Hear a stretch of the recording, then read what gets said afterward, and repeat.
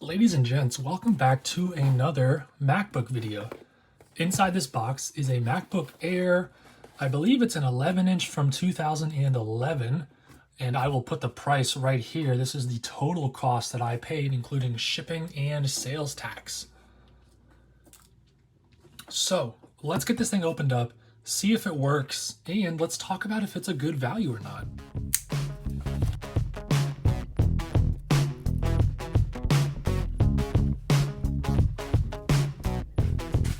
Okay, so right away, the bottom cover is off. There is a significant dent here in the corner. I don't remember if that was in the listing or not.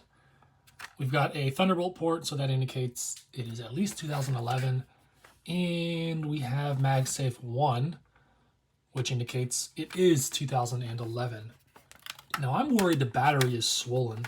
Let's see if that's the case. And it appears to be in good condition. I don't see any swelling. We do have a solid state drive, which is good, although it's missing the screw. Our battery is disconnected. Go ahead and plug that in. Just like that. And here we have our CPU, GPU combo, and our fan, which is a little dusty. Let's put the bottom cover on and see if this machine has any power.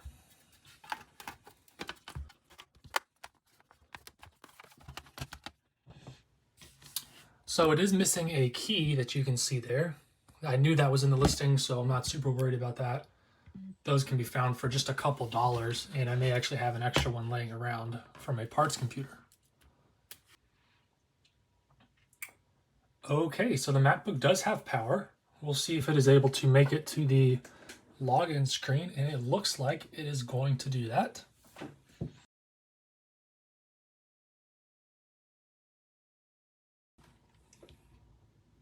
And it just restarted that process, so I'm not sure what's going on. Oh, we're in recovery mode. Okay, let's see if there is an operating system on the SSD. It looks like there is not. We do have the SSD. It is a 60 gigabyte solid state drive, but it's missing an OS. So let's get that installed. And once that finishes, we'll see what specs this computer has. All right, macOS High Sierra has been installed.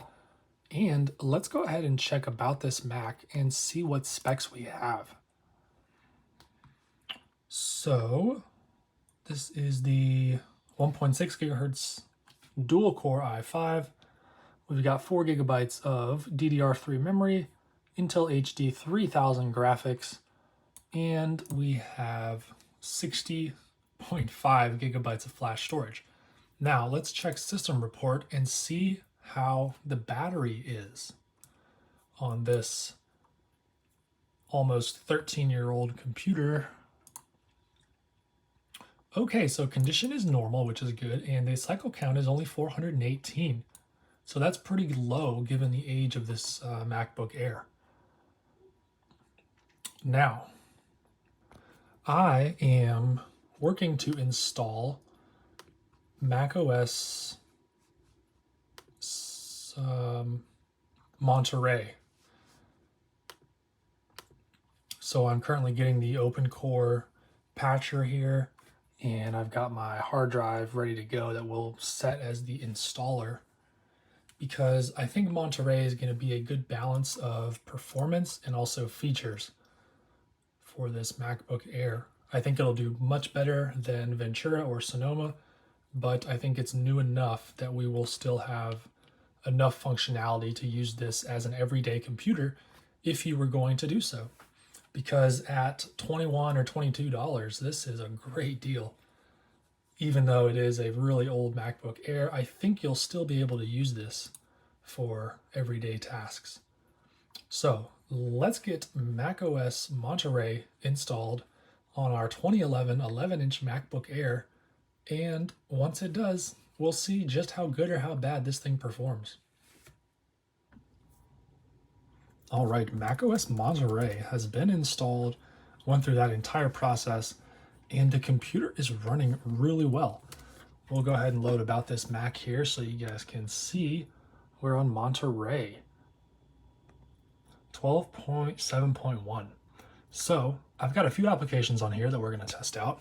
First, we're going to look at Minecraft, see how well that runs. Then we're going to look at Geekbench 5, get some scores for that. I was going to show you guys a Cinebench score, but it won't even open on here. So I don't know if that's the app or if that is a MacBook Air problem. But we're going to go through those, see how well they perform, and then talk about if this thing is a good value or not. So let's begin with Minecraft. All right, here we are in Minecraft on the MacBook Air, and this is on creative mode, and my settings are as follows.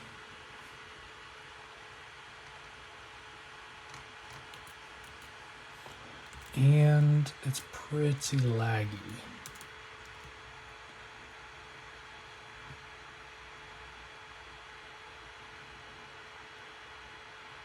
Getting some low FPS, and as you can see there, the world actually went missing for a little bit.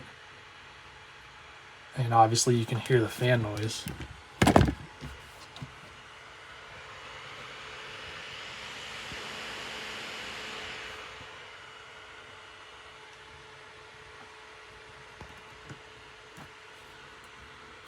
Let's see if we can turn this down a little bit and see if we can hit 60 frames per second at a lower resolution or lower settings.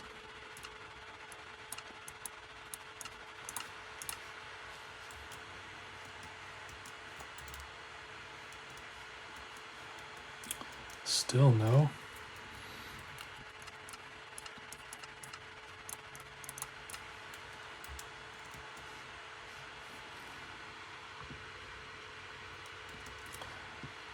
Well, I'd call this playable, but you're not going to be seeing very far.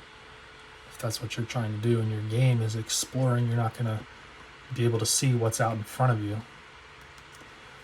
But I think it's playable on here. I mean, the 1.6 gigahertz second gen dual core i5 processor is really what's holding this thing back.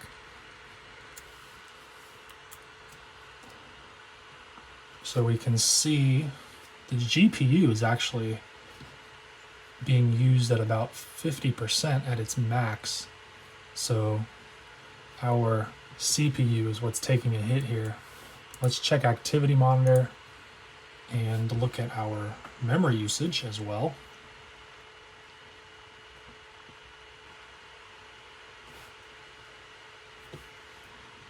So our CPU is maxed out here. We are using basically 100% of it.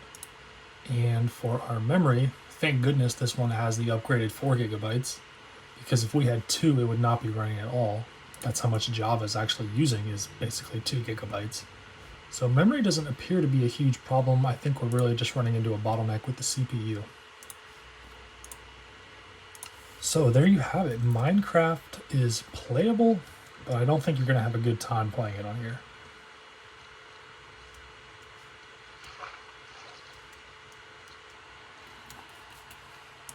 All right. So moving on, I went ahead and ran Geekbench 5.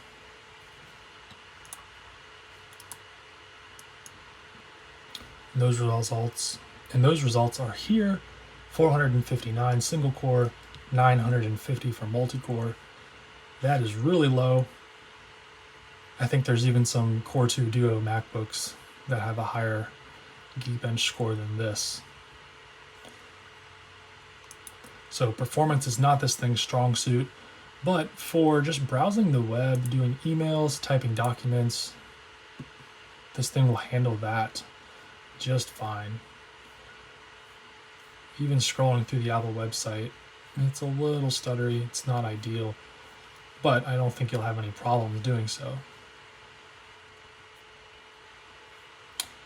You may decide that this screen is a little small for you, but truthfully the resolution is fine. It's not a Retina display, but it handles images and pictures pretty good, and it's an anti-glare display, so even here looking at the reflection of my lamp in there, it's not as drastic as you would expect with a normal glossy finish. So no complaints there. Speakers are not very good, but that's to be expected. The new MacBooks have amazing speakers. And battery life I think is probably going to be okay. On this device, I think we said we had like 450 or so battery cycles. Oh, 418. So that's still pretty low. I'd say this thing probably has at least 80% of its original capacity left. Now, an issue I do think you're going to run into is storage space. At just 60 gigabytes, that's really low. Although you can upgrade these. If you take the bottom panel off, you can replace the solid state drive. And you can get 64, 128, 256, and maybe 512, although I'm not sure about that. I know you can get up to 256, but I think that is the limit. And the fans on this thing are still going. I don't know why they're that loud. But there you have it. That's been a look at the $20 MacBook Air. I mean, for that price, you really can't beat it. I did end up replacing the key, so now we have a full working keyboard.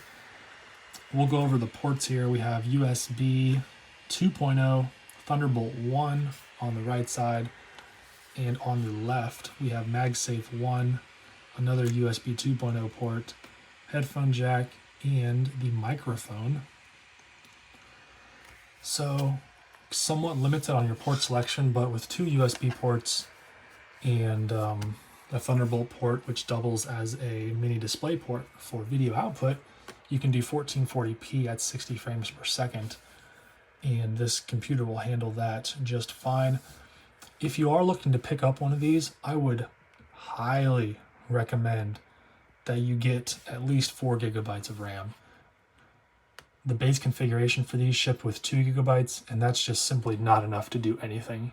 You're going to be memory swapping the whole time, and that's going to wear on your solid state drive, and it's just not a good experience, especially if you're updating to macOS Monterey. You really want at least 4 to be able to do anything. So there you have it. I hope you've enjoyed this video. This has been fun for me to see just how cheap you can get a MacBook. And in this case, it turned out to be a pretty good deal. So that's been it for this one. Thank you so much for watching, and as always, I hope to see you in another video.